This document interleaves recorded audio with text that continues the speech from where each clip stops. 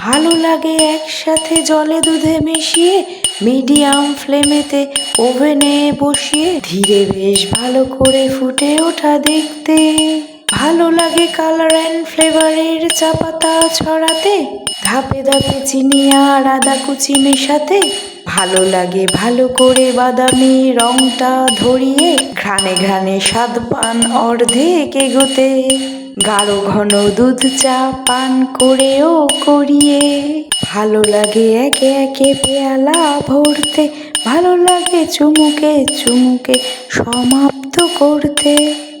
হ্যাঁ, ভালো লাগে ভালোবেসে এভাবেই শীত গ্রীষ্ম বর্ষা চা প্রেমী হয়ে জীবনটা কাটাতে।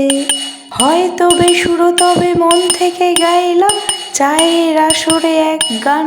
এভাবেই হয়তো আমার নিত্য দিনের স্বাদ পান।